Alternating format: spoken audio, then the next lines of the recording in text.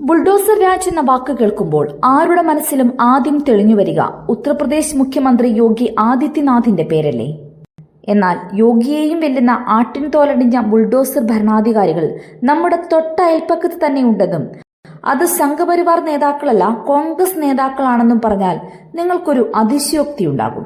അതിശയപ്പെടാനൊന്നുമില്ല. ഉത്തർപ്രദേശിലും ഉത്തരേന്ത്യയിലും സംഘപരിവാർ പോലും ഇങ്ങനെ കൂട്ടത്തോടെ ന്യൂനപക്ഷങ്ങളായ പാവങ്ങളുടെ വീട് ഇടിച്ചു നിരപ്പാക്കി സർക്കാർ രാജ് കളിച്ചതായി കേട്ടിട്ടില്ല. മനുഷ്യ മനസാക്ഷിയുടെ ഉള്ളുലയ്ക്കുന്ന ഈ സംഭവം നടന്നത് കോൺഗ്രസ് ഭരിക്കുന്ന കർണാടകയിലാണ്.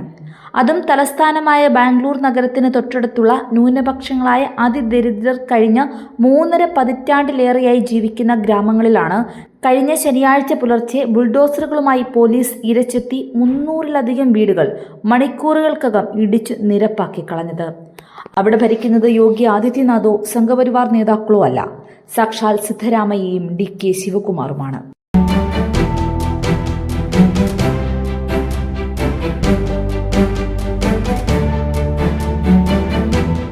അതായത് രാഹുൽ ഗാന്ധിക്കും സോണിയാഗാന്ധിക്കും ഏറ്റവും പ്രിയപ്പെട്ട രാജ്യത്തെ എണ്ണം പറഞ്ഞ കോൺഗ്രസ് നേതാക്കളാണ് ഇരുവരും.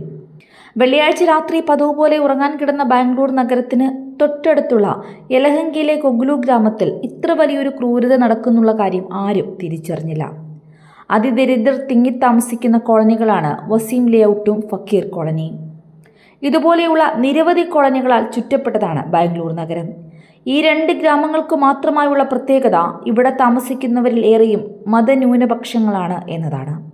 കഴിഞ്ഞ വെള്ളിയാഴ്ച രാത്രിയും പതിവ് പോലെ ഉറങ്ങാൻ കിടന്നതായിരുന്നു ആ പാവം ഗ്രാമീണർ.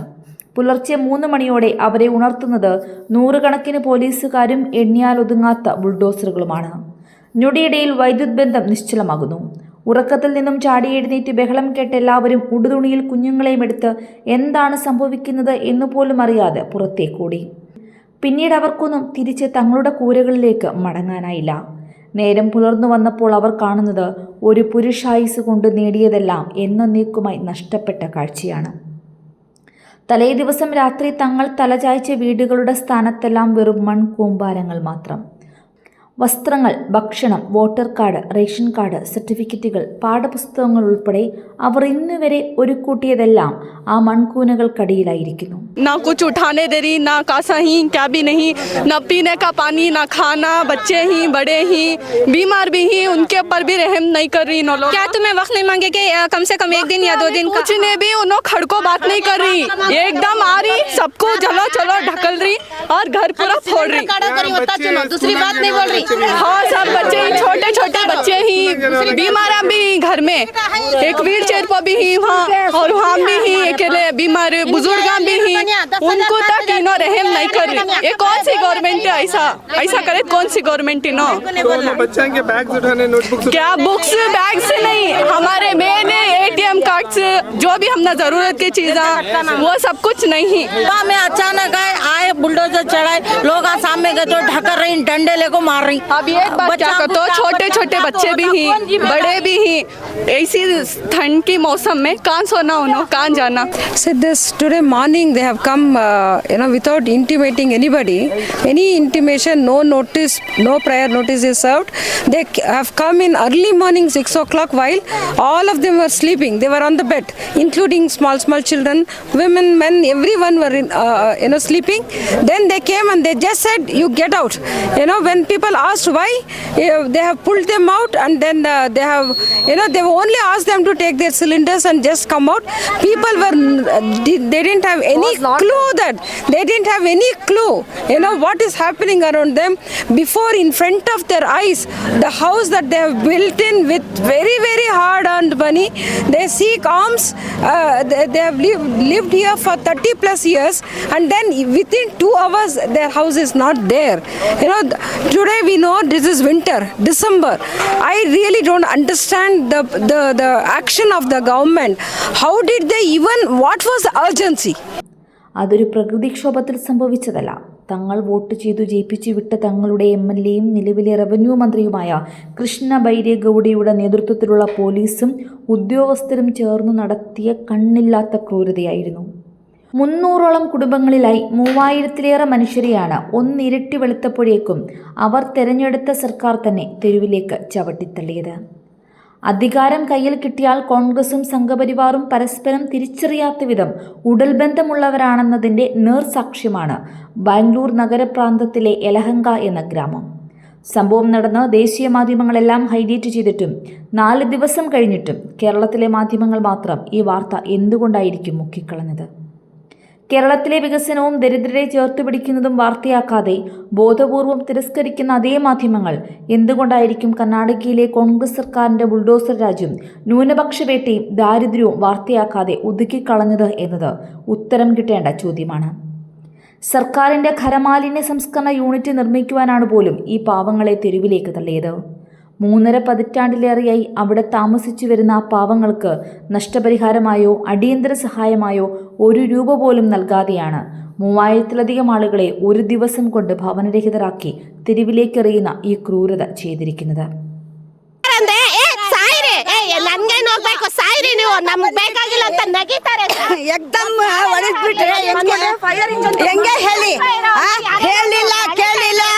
ಏನು ಟೈಮ್ ಕೊಟ್ಟಿಲ್ಲ, ಏನು ಇಲ್ಲ, ಬಂದೇ ಹೊಡೆದು ಹಾಕ್ಬಿಟ್ರು.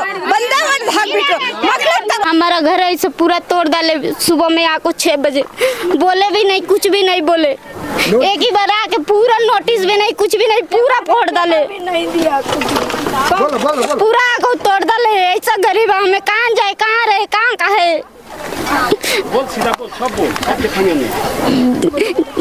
तो हम छोटा छोटा बच्चा लेके कहाँ जाए? इधर बच्चे लेके कहाँ जाए हम लोग? 6 बजे 7 बजे के करीब बच्चे सोले को थे, अपने अपने कामा को जाने वाले थे, पूरा मजदूरी को निकलने वाले थे. औरतें फिर रेडी हो रहे थे. आको बिना बच्चों को बाहर ढकल के पूरा फोड़े. सामना कुछ भी उठाने दिए नहीं.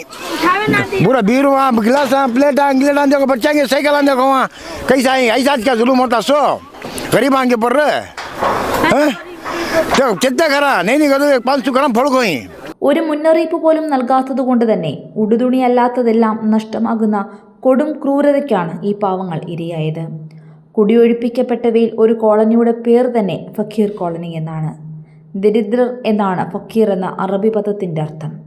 അത്രയും പാവപ്പെട്ട കുടുംബങ്ങളിലെ പ്രായമേറിയവരും കുട്ടികളുമടക്കമുള്ള 3000-ഓളം മനുഷ്യരെയാണ് കർണാടകയിലെ സർക്കാർ അനാഥമാക്കിയത്.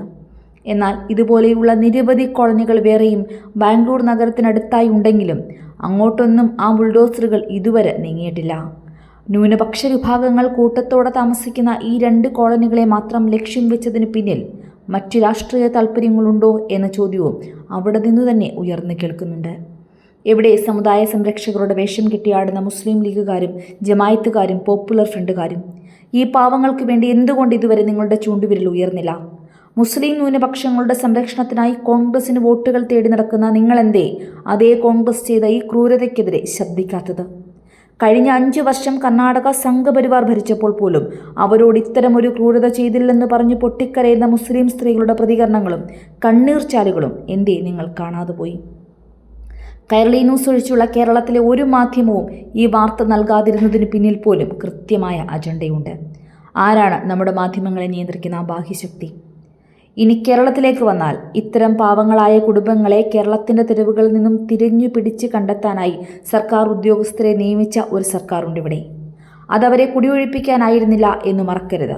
പകരം അങ്ങനെ കണ്ടെത്തിയ 65,000 അതിദരിദ്രർക്ക് മറ്റുള്ളവരെ പോലെ എല്ലാ സൗകര്യങ്ങളും അടങ്ങിയ ഫ്ലാറ്റുകളും ലൈഫ് വീടുകളും നിർമ്മിച്ചു നൽകി അവരെ പുനരധിവസിപ്പിച്ച് രാജ്യത്തിന് മാതൃക കാണിച്ച ഒരു സർക്കാരാണ് നമുക്ക് മുമ്പിലുള്ളത്.